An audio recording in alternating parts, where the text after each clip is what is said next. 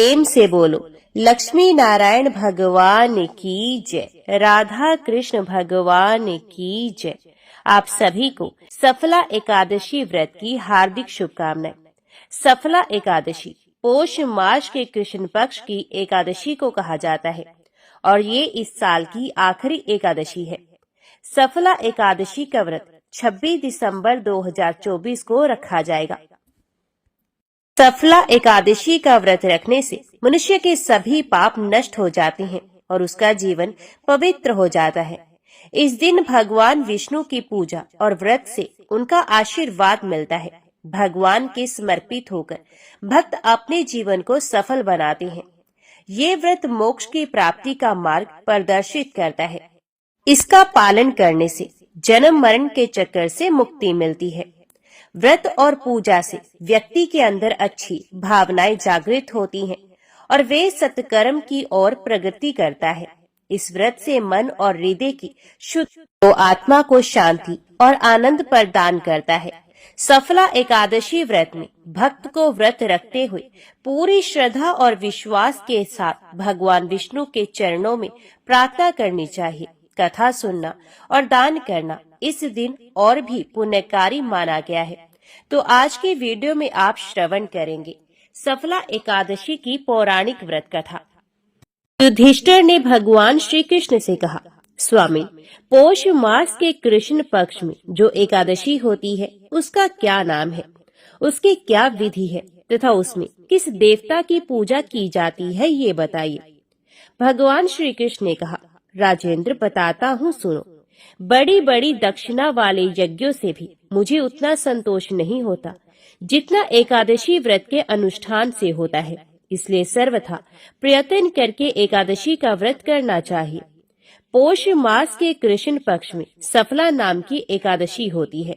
उस दिन पूर्वोक्त विधान से ही विधि पूर्वक एकादशी कल्याण करने वाली है, अतः इसका व्रत अवश्य करना उचित है। जैसे नागों में शेषनाग, पक्षियों में गरुड़, देवताओं में श्री विष्णु तथा मनुष्यों में ब्राह्मण श्रेष्ठ है, उसी प्रकार संपूर्ण व्रतों में एकादशी तिथि श्रेष्ठ है। राजन, सफला एकादशी को नाम मंत्रों का उच्चारण करके फलों के द्वारा श्री हरि का पूजन करें। नारियल के फल, सुपारी, बिजोरा, नींबू, जमीरा नींबू, अनार, सुंदर आंवला, लौंग, बेर तथा विशेषत आम के फलों से देव देवेश्वर श्री हरि की पूजा करनी चाहिए। इसी प्रकार धूप दीप से भी भगवान की अर्चना करें। सफला एकादशी को विशेष रूप से दीप दान करने का विधान है। रात को वैष्णव पुरुषों के साथ जागरण करना चाहिए। जागरण करने वाले को जिस फल की प्राप्ति होती है वे हजारों वर्ष तपस्या करने से भी नहीं मिलता। राजन, अब सफला एकादशी की शुभकारिणी कथा सुनो। चंपावती नाम से विख्यात एक पुरी है जो कभी राजा महिष्मति की राजधानी थी। राज ऋषि महिष्मत के 5 पुत्र थे। उनमें जो ज्येष्ठ था वे सदा पाप कर्म में लगा रहता था, पर स्त्रीगामी और वैश्यासक्त था। उसने पिता के धन को पाप कर्म में ही खर्च किया। वे सदा दुराचार परायण तथा ब्राह्मणों का निंदक था। वैष्णवों और देवताओं की भी हमेशा निंदा किया करता था। अपने पुत्र को ऐसा पापाचारी देखकर राजा महिष्मत ने राजकुमारों में उसका नाम लुब्भक रख दिया। फिर पिता और भाइयों ने मिलकर उसे राज्य से बाहर निकाल दिया। लुब्भक उस नगर से निकलकर गहन वन में चला गया। वहीं रहकर उस पापी ने प्राय समूचे नगर का धन लूट लिया। एक दिन जब वे चोरी करने के लिए नगर में आया तो रात में पहरा देने वाले सिपाहियों ने उसे पकड़ लिया, किंतु जब उसने अपने को राजा महिष्मत का पुत्र बताया तो सिपाहियों ने उसे छोड़ दिया। फिर वे पापी वन में लौट आया और प्रतिदिन मांस तथा वृक्षों के फल खाकर जीवन निर्वाह करने लगा। उस दुष्ट का विश्राम स्थान पीपल वृक्ष के निकट था। वहाँ बहुत वर्षों का पुराना पीपल का वृक्ष था। उस वन में वे वृक्ष एक महान देवता माना जाता था। पाप बुद्धि लुम्भक वहीं निवास करता था। बहुत दिनों के पश्चात एक दिन किसी संचित पुण्य के प्रभाव से उसके द्वारा एकादशी के व्रत का पालन हो गया। पौष मास में कृष्ण पक्ष की दशमी के दिन पापिष्ट लुम्भक ने वृक्षों के फल खाए और वस्त्रहीन होने के कारण रात भर जाड़े का कष्ट भोगा। उस समय ना तो उसे नींद आई और ना ही आराम मिला। वे निष्प्राण सा हो रहा था। सूर्य उदय होने पर भी उस पापी को होश नहीं हुआ। सफला एकादशी के दिन लुम्भक बेहोश पड़ा रहा। दोपहर होने पर उसे चेतना प्राप्त हुई। फिर इधर उधर दृष्टि डालकर वे आसन से उठा और लंगड़े की भांति पैरों से बार बार लड़खड़ाता हुआ वन के भीतर गया। वे भूख से दुर्बल और पीड़ित हो रहा था। राजन, उस समय लुम्भक बहुत से फल लेकर ज्यों ही विश्राम स्थान पर लौटा त्यों ही सूर्यदेव अस्त हो गए। तब उसने वृक्ष की जड़ में बहुत से फल निवेदन करते हुए कहा, इन फलों से लक्ष्मीपति भगवान श्री विष्णु जी संतुष्ट हो। यो कहकर लुम्भक ने रात भर नींद नहीं ली। इस प्रकार अनायास ही उसने इस व्रत का पालन कर लिया। उस समय सहसा आकाशवाणी हुई, राजकुमार, तुम सफला एकादशी के प्रसाद से राज्य और पुत्र प्राप्त करोगे। बहुत अच्छा कहकर उसने वे वरदान स्वीकार किया। इसके बाद उसका रूप दिव्य हो गया। तब से उसकी उत्तम बुद्धि भगवान विष्णु के भजन में लग गई। दिव्य आभूषणों की शोभा से संपन्न होकर उसने अकंटक राज्य प्राप्त किया और 15 वर्षों तक वे उसका संचालन करता रहा। उस समय भगवान श्री कृष्ण की कृपा से उसके मनोज्ञ नामक पुत्र उत्पन्न हुआ। जब वे बड़ा हुआ तब लुम्भक ने तुरंत ही राज्य की ममता छोड़कर उसे पुत्र को सौंप दिया और वे भगवान श्री कृष्ण के समीप चला गया, जहाँ जाकर मनुष्य कभी शोक में नहीं पड़ता। राजन, इस प्रकार जो सफला एकादशी का उत्तम व्रत करता है, इस लोक में सुख भोग कर मरने के पश्चात मोक्ष को प्राप्त होता है। संसार में वे मनुष्य धन्य हैं जो सफला एकादशी के व्रत में लगे रहते हैं। उन्हीं का जन्म सफल है। महाराज, इसकी महिमा को पढ़ने, सुनने तथा उसके अनुसार आचरण करने से मनुष्य राजसूय यज्ञ का फल पाता है। तो सब प्रेम से बोलो, लक्ष्मी नारायण भगवान की जय, राधा कृष्ण भगवान की जय। आइए अब बड़े ही प्रेम से मन की कामनाओं को पूरी करने वाली कथा को सुनते हैं। ओम नमो भगवते वासुदेवाय नमः। भक्त लाखा जी जाति के गौड़ ब्राह्मण थे। राजपुताने के एक छोटे से गांव में उनका घर था। लाखा जी विशेष पढ़े तो नहीं थे, परंतु विष्णु सहस्त्रनाम और गीता उनको कंठस्थ थे और भगवान में उनका अटूट विश्वास था। ये खेती का काम करते थे। इनकी स्त्री खेमाबाई बड़ी साध्वी और पतिव्रता थी। घर का सारा काम तो करती, खेती के काम में भी पति की पूरी सहायता करती थी और पति की सेवा किए बिना तो उसका नित्य का व्रत ही पूरा नहीं होता था। वे नित्य प्रातः काल स्नान करके पति के दाहिने चरण के अंगूठे को धोकर पीती। लाखा जी को संकोच होता, वे मना भी करते, परंतु खेमाबाई के आग्रह के सामने उनकी कुछ भी न चलती। उनके 2 संतान थी, एक पुत्र और दूसरी कन्या। पुत्र का नाम था देवा और कन्या का गंगाबाई। पुत्र के विवाह की तो जल्दी नहीं थी, परंतु धर्म भीरू ब्राह्मण को कन्या के विवाह की बड़ी चिंता थी। चेष्टा करते करते समीप के ही एक गांव में योग्य वर मिल गया। वर के पिता संतोषी ब्राह्मण थे।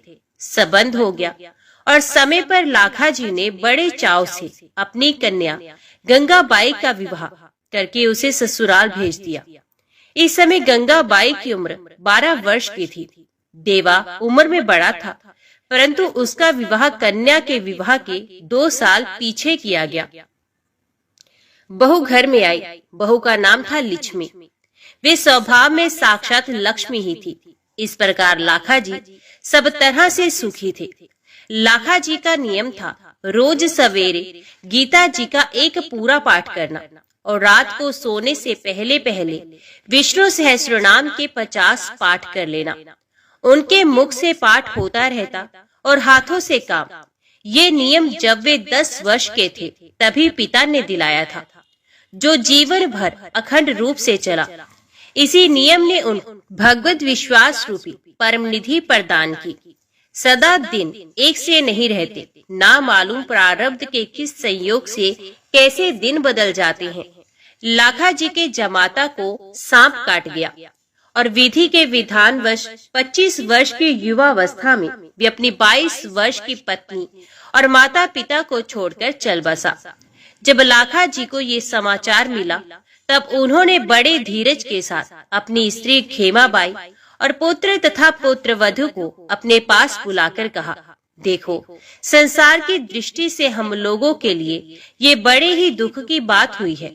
दुख इस बात का इतना नहीं है कि जवाई मर गए। जीवन मरण सब प्रारब्धधीन है, इन्हें कोई टाल नहीं सकता। दुख तो इस बात का है कि गंगाबाई का जीवन दुख रूप हो गया। यदि हम लोग अपने व्यवहार बर्ताव से गंगाबाई का दुख मिटा सके तो हमारा सारा दुख दूर हो जाए। उसके दुख दूर होने का उपाय ये है कि हम यहाँ ले आए। हम लोग स्वयं विषय भोगों का त्याग करके उसे श्री भगवान की सेवा में लगाने का प्रयत्न करें। भोगों की प्राप्ति से दुखों का नाश नहीं होता, न भोगों के नाश में ही वस्तु दुख है। दुख के कारण तो हमारे मन के मनोरथ हैं। एक भी भोग ना रहे, अति आवश्यक चीजों का भी अभाव हो, परंतु मन यदि अभाव का अनुभव ना करके सदा संतुष्ट रहे, उसमें मनोरथ ना उठे, तो कोई भी दुख नहीं रहेगा। इसी प्रकार भोगों की प्रचुर प्राप्ति होने पर भी जब तक किसी वस्तु के अभाव का अनुभव होता है और उसको प्राप्त करने की कामना रहती है, तब तक दुख नहीं मिट सकते। यदि हम लोग चेष्टा करके गंगाबाई के मन से उसके पति के अभाव को भुला दे सके और उसकी सदा भाव रूप परमपति भगवान के चरणों में आसक्ति उत्पन्न कर दे, तो वे सुखी हो सकती है। यद्यपि यहाँ के सारे संबंध इस शरीर को लेकर ही हैं, तथापि जब तक संबंध है तब तक हम लोगों को परस्पर ऐसा बर्ताव करना चाहिए जिससे हमारे मन भोगों से हटकर भगवान में लगे और हमें परम कल्याण रूप श्री भगवान की प्राप्ति हो। हित करने वाले सच्चे माता पिता, पुत्र, भाई, स्त्री, स्वामी वही हैं जो अपनी संतान को, माता पिता को, भाई बहनों को, स्वामी को और पत्नी को अनंत कलेश रूप जगजाल से छुड़ाकर अचिंत्य आनंद स्वरूप भगवान के पद पर चढ़ा देते हैं। हम लोगों को भी यही चाहिए कि हम शोक छोड़कर नित्य शोक रूप संसार सागर से गंगाबाई को पार लगाने का प्रयत्न करें। लाखा जी की स्त्री, उनके पुत्र, देवा तथा पुत्र वधु सभी का लाखा जी के वचनों पर पूरा विश्वास था।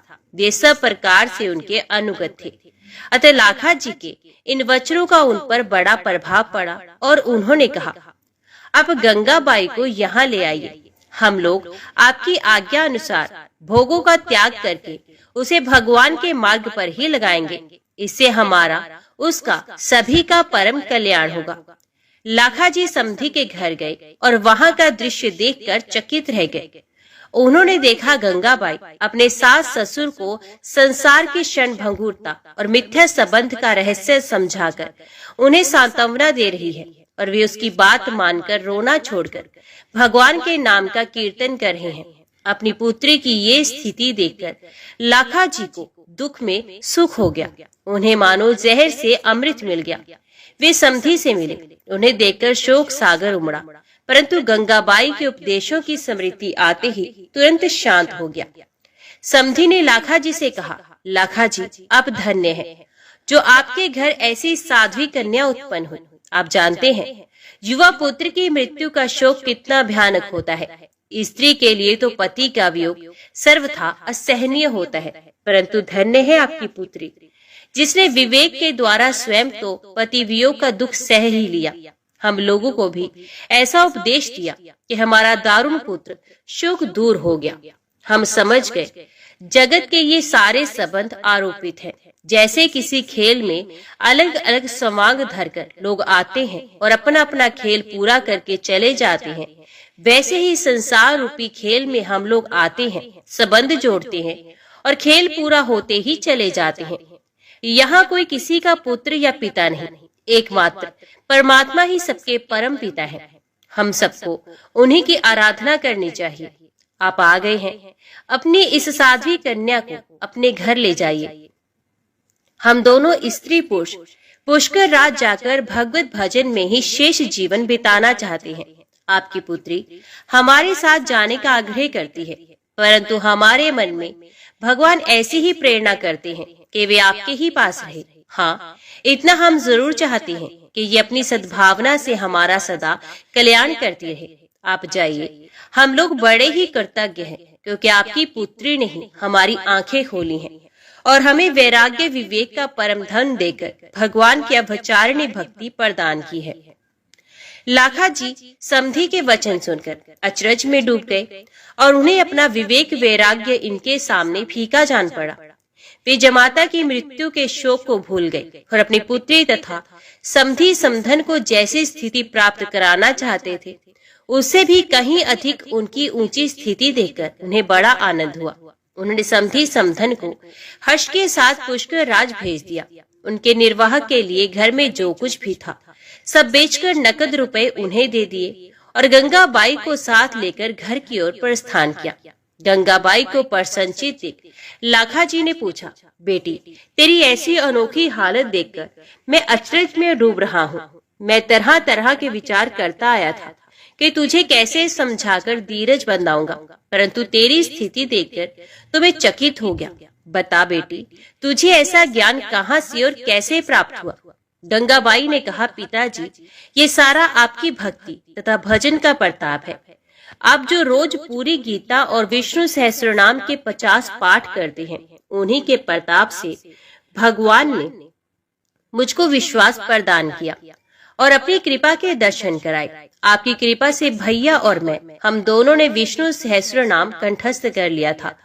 यहाँ आकर मैं जहाँ तक मुझसे बनता निरंतर मन ही मन विष्णु सहस्त्रनाम के पाठ किया करती।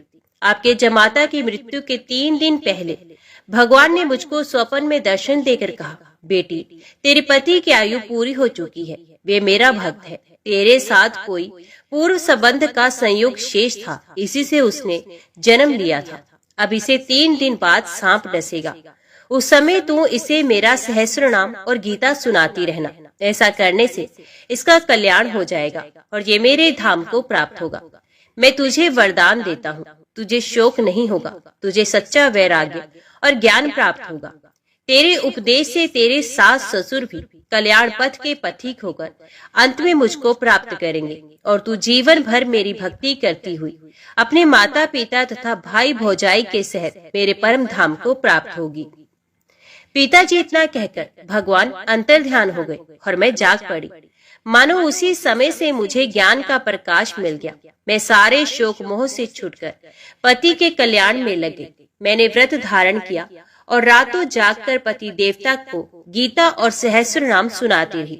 तीसरे दिन पति देव स्नान करके तुलसी जी को जल दे रहे थे। मैं उनके पास खड़ी सहस्त्र नाम का पाठ कर ही रही थी। वे भी श्री भगवान का नाम ले रहे थे। इसी समय अचानक एक काल सर्प ने आकर उनके पैर को डस लिया और देखते ही देखते ब्रह्मांड फटकर उनके प्राण पखेर उड़ गए।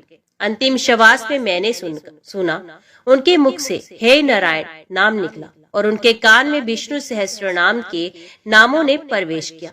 उनकी आंखें खुल गई। मैंने देखा श्री भगवान चतुर्भुज रूप में उनकी आंखों के सामने विराजित हैं। इतने में ही जोर की ध्वनि हुई और उनका कपाल फट गया।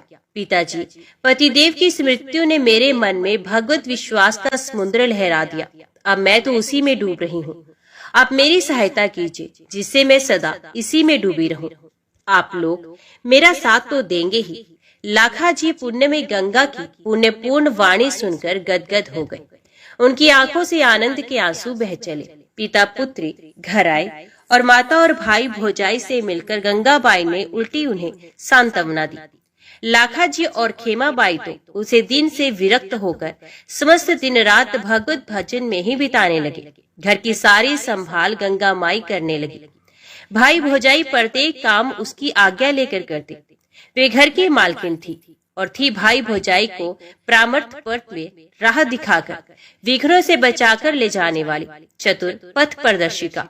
भाई देवाजी और भाभी लक्ष्मी दोनों गंगाबाई की आज्ञा के अनुसार माता पिता की सेवा करते, गंगाबाई की सेवा करते और सब समय भगवान का स्मरण करते हुए भगवत सेवा के भाव से ही घर का सारा काम करते। उन्होंने भोगों का त्याग कर दिया था और वे पूर्ण रूप से सादा सीधा संयम पूर्ण जीवन बिताते थे। उनका घर संतों का पावन आश्रम बन गया था। देवी संपदा के गुण सब में स्वाभाविक सिद्ध हो जाते हैं। घर में दोनों समय भगवान बालकृष्ण की पूजा होती थी और उन्हें भोग लगाकर सब लोग प्रसाद पाते थे। इस प्रकार सबका जीवन पवित्र हो गया। लगभग 25 वर्ष बाद लाखा जी और खेमाबाई ने एक ही दिन श्री भगवान का नाम जपते हुए भगवान की मूर्ति के सामने ही शरीर त्याग दिया। देवाजी ने उनका शास्त्रोक्त रीति से अंत्येष्टि संस्कार तथा श्राद्ध किया। पुत्र, वधू और कन्या ने उनके लिए 3000 विष्णु सहस्रनाम के पाठ किए। माता पिता की मृत्यु के बाद बहन, भाई, भौजाई तीनों भगवान के भजन में लगे। भाई भौजाई के विशेष अनुरोध करने पर एक दिन गंगाबाई ने भगवान से प्रकट होकर दर्शन देने की प्रार्थना की। भगवान ने प्रार्थना सुनी और प्रत्यक्ष प्रकट होकर तीनों भक्तों को अपने दिव्य रूप के दर्शन कराए। वे तीनों भगवान के प्रत्यक्ष दर्शन पाकर कृतार्थ हो गए और भगवत सेवा में ही अपना शेष जीवन व्यतीत करने लगे और अंत में भगवान के परम धाम को चले गए। तो बोलो लक्ष्मी नारायण भगवान की जय, राधा कृष्ण भगवान की जय। श्री तिरुपति बालाजी के रूप की कथा को सुनने से अनंत फल और माँ लक्ष्मी की कृपा मिलती है। तो आइए भगवान श्री तिरुपति बालाजी की कथा को बड़ी ही श्रद्धा से और प्रसन्नचित्त मन से सुनते हैं। इस कथा को पूरा सुनिए। बोलिए श्री लक्ष्मी नारायण भगवान की जय। तिरुपति बालाजी मंदिर भारत का एक प्रसिद्ध मंदिर है और इस मंदिर में भगवान श्री विष्णु जी के एक अवतार स्वामी वेंकटेश्वर जी की विराजमान मूर्त है। इसी वजह से मंदिर को प्रसिद्धि रूप से स्वामी वेंकटेश्वर मंदिर के नाम से भी जाना जाता है। भगवान वेंकटेश्वर को विष्णु जी का एकमात्र उस रूप से जाना जाता है जिन्होंने कलयुग के कष्टों से लोगों को बचाने के लिए अवतार लिया है। एक बार समस्त देवताओं ने मिलकर एक यज्ञ करने का निश्चय किया। यज्ञ की तैयारी पूर्ण हो गई। तभी वेद ने एक प्रश्न किया तो एक व्यवहारिक समस्या आ खड़ी हुई। ऋषि मुनियों द्वारा किए जाने वाले यज्ञ की हवि तो देवगण ग्रहण करते थे, लेकिन देवों द्वारा किए गए यज्ञ की पहली आहुति किसको होगी, यानी सर्वश्रेष्ठ देव का निर्धारण जरूरी था, जो फिर अन्य सभी देवों को यज्ञ भाग प्रदान करे। ब्रह्मा, विष्णु, महेश परमात्मा थे। इनमें से श्रेष्ठ कौन है, इसका निर्णय आखिर हो तो कैसे हो। भृगु जी ने इसका दायित्व संभाला। वे देवों की परीक्षा लेने चले। ऋषियों से विदा लेकर वे सर्वप्रथम अपने पिता ब्रह्मदेव के पास पहुँचे। ब्रह्मा जी की परीक्षा लेने के लिए भृगु ने उन्हें प्रणाम नहीं किया। इससे ब्रह्मा जी अत्यंत कुपित हुए और उन्हें शिष्टता सिखाने का प्रयत्न किया। भृगु को गर्व था कि वे तो परीक्षित हैं, परीक्षा लेने आए हैं। पिता पुत्र का आज क्या रिश्ता। भृगु ने ब्रह्मदेव से अशिष्ट कर दी। ब्रह्मा जी का क्रोध और बढ़ गया और अपने कमंडल लेकर पुत्र को मारने भागे। भृगु मुनि किसी तरह वहां से जान बचाकर भाग चले आए। इसके बाद वे भगवान शिव के लोक कैलाश गए। भृगु ने फिर से दृष्टता की, बिना कोई सूचना का शिष्टाचार दिखाए या शिवगणों से आज्ञा लिए सीधे वे वहां पहुंच गए जहां शिव जी माता पार्वती के साथ विश्राम कर रहे थे। आए तो आए, साथ ही अशिष्ट का आचरण भी किया। शिव जी शांत रहे, पर भृगु न समझे। शिव जी को क्रोध आया तो उन्होंने अपना त्रिशूल उठाया। भृगु वहां से भी भागे। अंत में भगवान विष्णु के पास क्षीर सागर पहुंचे। श्री हरि केश श्रेयस पर लेटे निद्रा में थे और देवी लक्ष्मी उनके चरण दबा रही थी। महर्षि भृगु 2 स्थानों से अपमानित करके भगाए गए थे। उनका मन बहुत दुखी था। विष्णु जी को सोता देख उन्हें ना जाने क्या हुआ और उन्होंने विष्णु जी को जगाने के लिए उनकी छाती पर एक लात जमा दी। विष्णु जी जाग गए और भृगु से बोले, मेरी छाती वज्र के समान कठोर है। आपका शरीर तप के कारण दुर्बल हो चुका है। कहीं आपके पैर में चोट तो नहीं आई? आपने मुझे सावधान करके कृपा की है। आपका चरण चिन्ह मेरे वक्ष पर सदा अंकित रहेगा। भृगु को बड़ा आश्चर्य हुआ। उन्होंने तब भगवान की परीक्षा लेने के लिए यह अपराध किया था, परंतु भगवान तो दंड देने के बदले मुस्कुरा रहे थे। उन्होंने निश्चय किया कि श्री हरि सी विनम्रता किसी में नहीं। वास्तव में विष्णु जी ही सबसे बड़े देवता हैं। भृगु जी ने लौटकर सभी ऋषियों को पूरी घटना सुनाई। सभी ने एक मत से ये निश्चय किया कि भगवान विष्णु को ही यज्ञ का प्रधान देवता समझकर मुख्य भाग दिया जाएगा। लक्ष्मी जी ने भृगु को अपने पति की छाती पर लात मारते देखा तो उन्हें बड़ा क्रोध आया, परंतु उन्हें इस बात पर शोभ भी हुआ कि श्री हरि ने उदंड को दंड देने के स्थान पर उसके चरण पकड़ लिए और उल्टे क्षमा मांगने लगे। क्रोध से तमतमाई महालक्ष्मी को लगा कि वे जिस पति को संसार का सबसे शक्तिशाली समझती है वे तो निर्बल है। ये धर्म की रक्षा करने के लिए अधर्म एवं दुष्टों का नाश कैसे करते होंगे। महालक्ष्मी ग्लानि से भर गई और मन श्री हरि से उचट गया। उन्होंने श्री हरि और वैकुंठ लोक दोनों के त्याग का निश्चय कर लिया। स्त्री का स्वाभिमान उसके स्वामी के साथ बंधा होता है। उनके समक्ष कोई स्वामी पर प्रहार कर गया और स्वामी ने प्रतिकार भी नहीं किया। ये बात मन में कोत रही थी। स्थान वास के योग्य नहीं, पर त्याग कैसे करे, श्री हरि से ओझल होकर रहना कैसे होगा। ये उचित समय की प्रतीक्षा करने लगी। भगवान श्री हरि ने हिरण्याक्ष को मारने के लिए वराह अवतार लिया और दुष्टों का संहार करने लगी। महालक्ष्मी के लिए ये समय उचित लगा। उन्होंने वैकुंठ का त्याग कर दिया और पृथ्वी पर एक वन में जाकर तपस्या करने लगी। श्री हरि और वैकुंठ का त्याग कर महालक्ष्मी पृथ्वी पर एक वन में तपस्या करने लगी। तप करते करते उन्होंने अपना शरीर छोड़ दिया।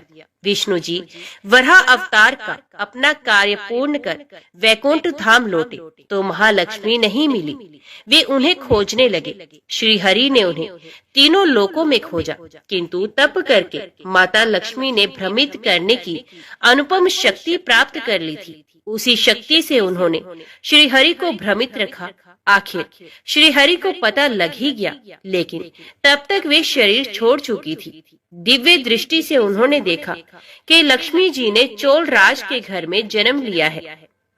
श्री हरि ने सोचा कि उनकी पत्नी ने उनका त्याग सामर्थ्यहीन समझने के भ्रम में किया, इसलिए वे उन्हें प्राप्त करने के लिए अलौकिक शक्तियों का प्रयोग नहीं करेंगे।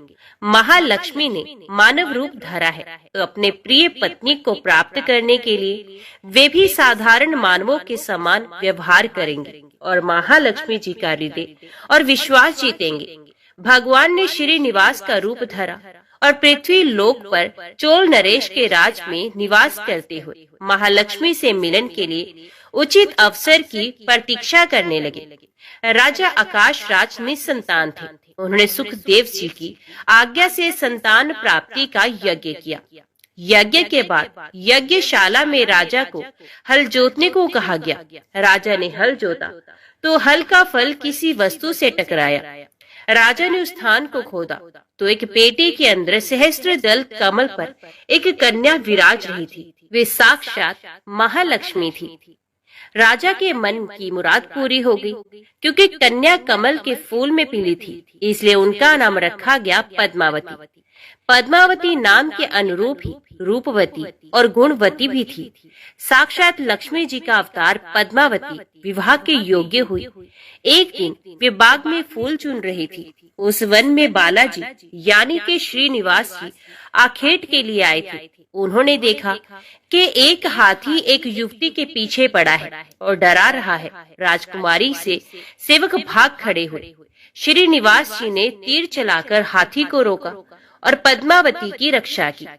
श्रीनिवास और पद्मावती ने एक दूसरे को देखा और एक दूसरे पर मोहित हो गए। दोनों के मन में परस्पर अनुराग पैदा हुआ, लेकिन दोनों बिना कुछ कहे अपने अपने घर लौट गए। श्रीनिवास जी घर तो लौट आए, लेकिन मन पद्मावती में ही बस गया। वे पद्मावती का पता लगाने के लिए उपाय सोचने लगे। उन्होंने ज्योतिषी का रूप धरा और भविष्य बांचने के बहाने पद्मावती को ढूंढने निकले। धीरे धीरे ज्योतिष श्रीनिवास की ख्याति पूरे चोल राज में फैल गई। पद्मावती के मन में भी श्रीनिवास के लिए प्रेम उमड़ पड़ा।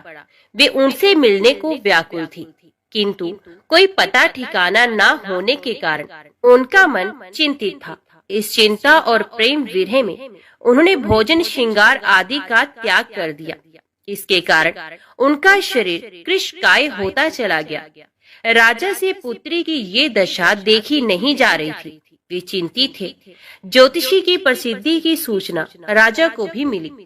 राजा ने ज्योतिषी श्रीनिवास को बुलाया और सारी बात बताकर अपनी कन्या की दशा का कारण बताने को कहा। श्रीनिवास राजकुमारी का हाल समझने पहुंचे तो पद्मावती को देखकर प्रसन्न हो गए। उनका उपक्रम सफल हो गया था। उन्होंने पद्मावती का हाथ अपने हाथ में लिया और कुछ देर तक पढ़ने का स्वांग करने के बाद वो बोले, महाराज, आपकी पुत्री प्रेम के विरह में जल रही है। आप इनका शीघ्र विवाह कर दें तो स्वस्थ हो जाएंगे। पद्मावती ने अब श्रीनिवास की ओर देखा। देखते ही पहचान गई। उनके मुख पर प्रसन्नता के भाव आए और वे हंसी। काफी दिनों बाद पुत्री को प्रसन्न देख राजा को लगा कि ज्योतिषी का अनुमान बिल्कुल सही है। राजा ने श्रीनिवास जी से पूछा, हे ज्योतिषी महाराज, यदि आपको ये पता है कि मेरी पुत्री प्रेम के विरह में पीड़ित है, तो आपको ये भी सोचना होगी कि मेरी पुत्री को किससे प्रेम है। उसका विवाह करने को मैं तैयार हूँ। आप उसका परिचय दें। श्रीनिवास जी ने कहा, आपकी पुत्री एक दिन वन में फूल चुनने गई थी। एक हाथी ने उन पर हमला किया तो आपके सैनिक और दासियां भाग खड़ी हुई। राजकुमारी के प्राण एक धनुर्धर ने बचाए थे। राजा ने कहा, हाँ, मेरे सैनिकों ने बताया था कि एक दिन ऐसी घटना हुई थी। एक वीर पुरुष ने उसके प्राण बचाए थे, लेकिन मेरी पुत्री के प्रेम से उस घटना का क्या तात्पर्य। श्रीनिवास जी ने कहा, आपकी पुत्री को अपनी जान बचाने वाले उसी युवक से प्रेम है। राजा के पूछने पर श्रीनिवास ने कहा, वे कोई साधारण युवक नहीं है, बल्कि शंख चक्रधारी स्वयं भगवान विष्णु है। इस समय वैकुंठ को छोड़कर मानव रूप में श्रीनिवास के नाम से पृथ्वी पर वास कर रहे हैं। आप अपनी पुत्री का विवाह उनसे करें। मैं इसकी सारी व्यवस्था करा दूंगा। ये बात सुनकर राजा प्रसन्न हो गए। उन्होंने सोचा कि स्वयं भगवान विष्णु उनके जमाई बनेंगे। श्रीनिवास और पद्मावती जी का विवाह तय हो गया। श्रीनिवास रूप में श्री हरि ने सुखदेव के माध्यम से समस्त देवी देवताओं को अपने विवाह की सूचना भिजवा दी। सुखदेव की सूचना से सभी देवी देवता अत्यंत प्रसन्न हुए। देवी देवता श्रीनिवास जी से मिलने और बधाई देने पृथ्वी पर पहुँचे, परंतु श्रीनिवास जी को खुशी के बीच एक चिंता भी होने लगी। देवताओं ने पूछा, भगवान, संसार की चिंता हरने वाले आप इस उत्सव के मौके पर इतने चिंतित क्यों हैं? तब श्रीनिवास जी ने कहा, चिंता की बात है धन का अभाव। महालक्ष्मी ने मुझे त्याग दिया है, इस कारण धनहीन हो चुका हूँ। स्वयं महालक्ष्मी ने तब से शरीर त्याग मानव रूप लिया और पिछली समृद्धि को गुप्त कर लिया है। इसी कारण उन्हें ये सूचना नहीं कि वे महालक्ष्मी का ही स्वरूप हैं। वे तो स्वयं को राजकुमारी पद्मावती ही मानती हैं। मैंने निर्णय किया है कि जब तक उनका प्रेम पुनः प्राप्त नहीं करता, अपनी माया का उन्हें आभास नहीं कराऊंगा। इस कारण मैं एक साधारण मनुष्य का जीवन व्यतीत कर रहा हूँ। राजा की पुत्री से शादी करने और घर बसाने के लिए धन, वैभव और ऐश्वर्य की जरूरत है। वह मैं कहाँ से लाऊं? स्वयं नारायण को धन की कमी सताने लगी। मानव रूप में आए प्रभु को भी विवाह के लिए धन की आवश्यकता हुई। यही तो ईश्वर की लीला है। जिस रूप में रहते हैं उस योनि के जीवों के सभी कष्ट सहते हैं।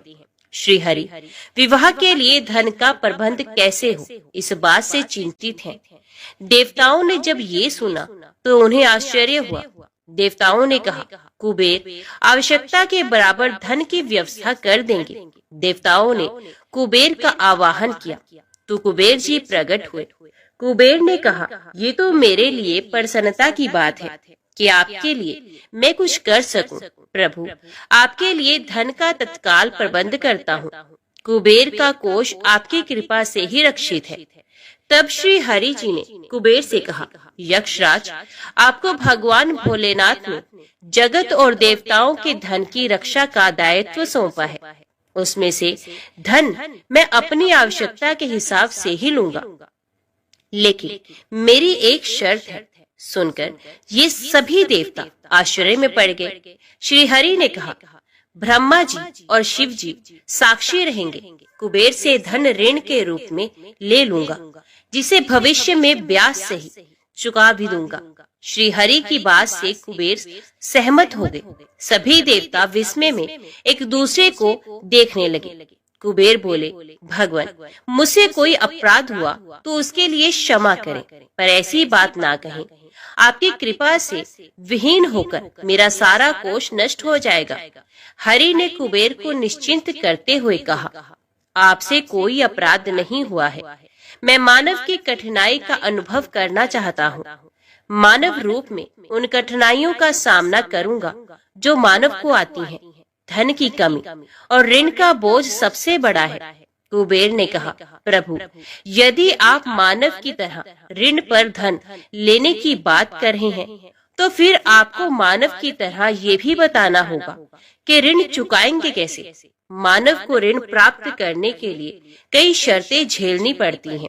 श्रीनिवास जी ने कहा, कुबेर, ये ऋण मैं नहीं, मेरे भक्त चुकाएंगे, लेकिन मैं उनसे भी कोई उपकार नहीं लूंगा।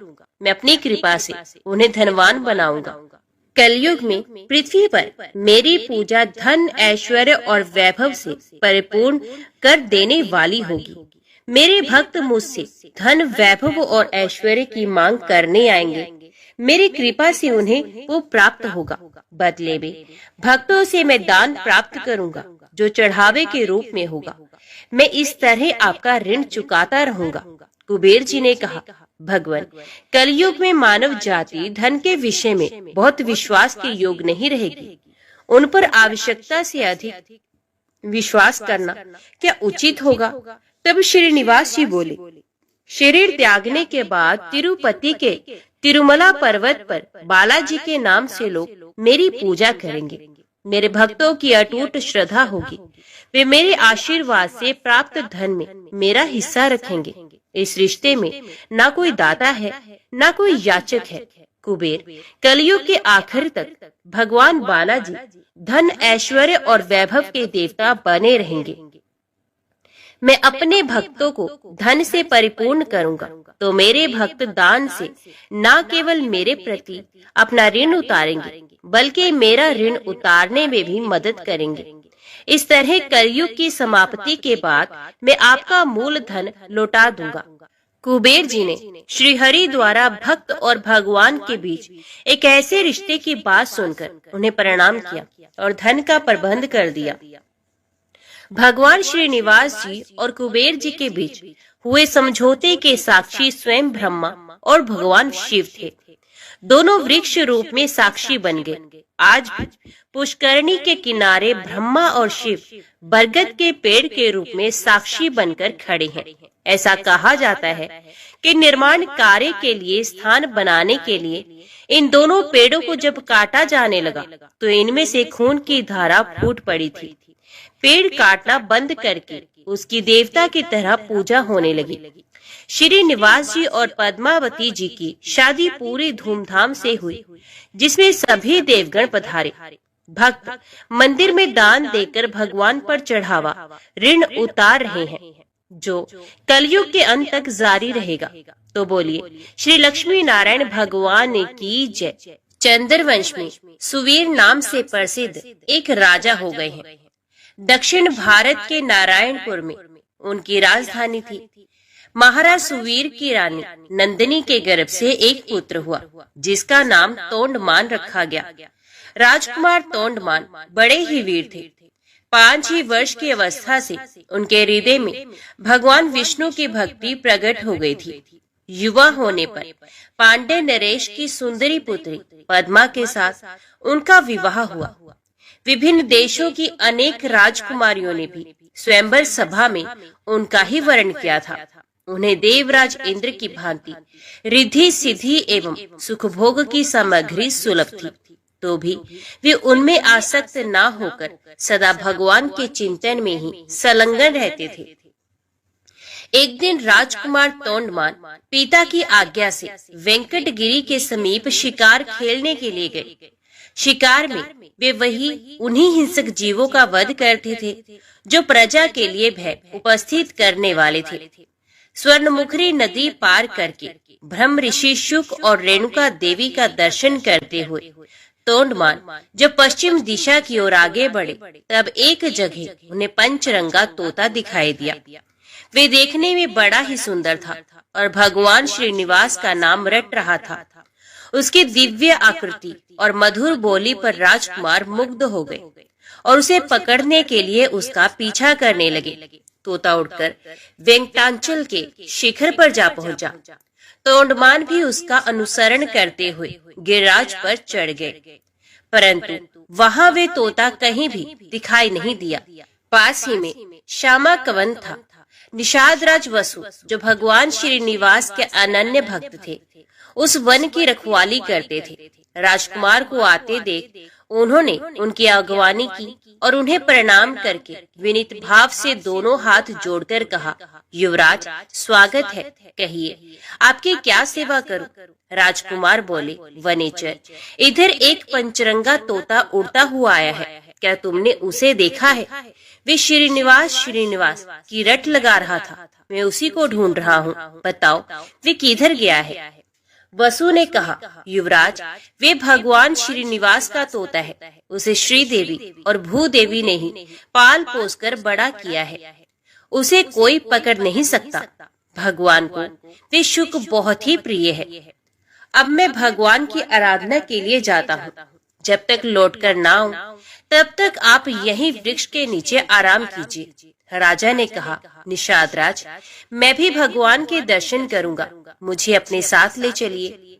वसु ने बहुत अच्छा कहकर युवराज को अपने साथ ले लिया।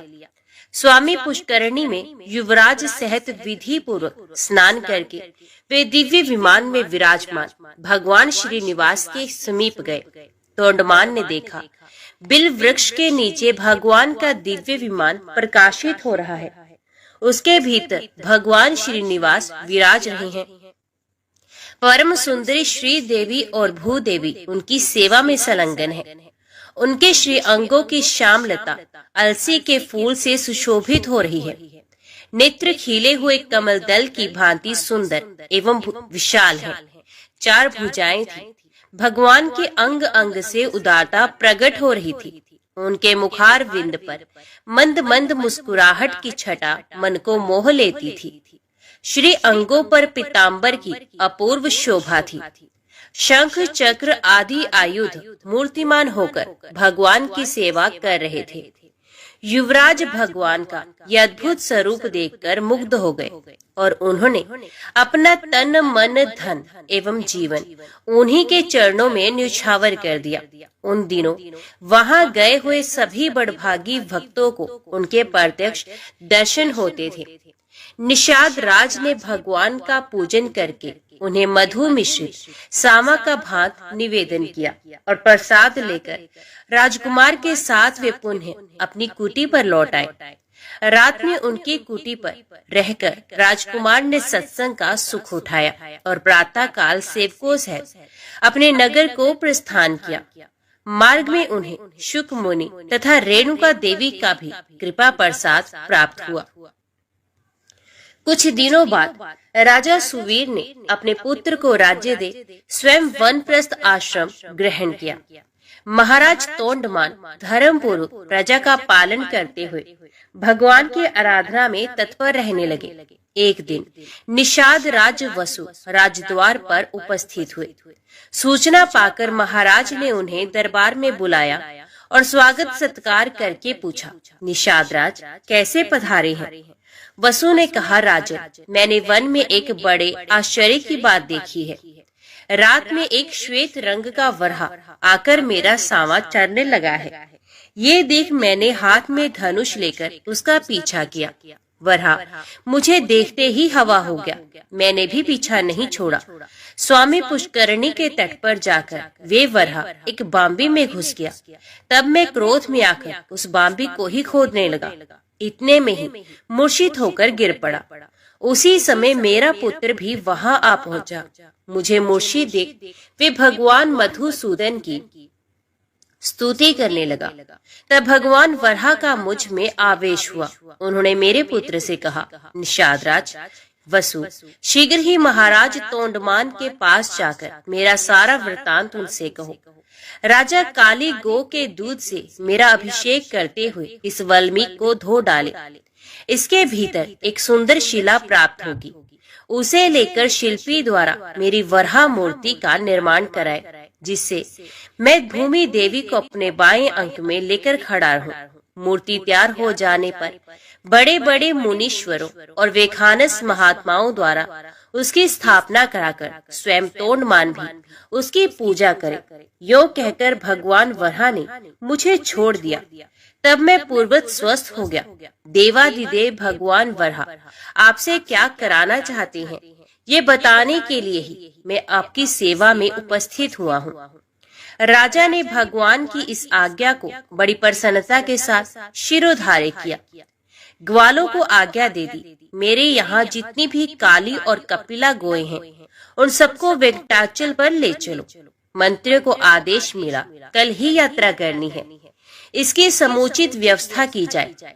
तदंतर तोंडमान अंतपुर में गए और सभी रानियों से वराह भगवान का वे आदेश सुनाकर रात में वहीं सो गए।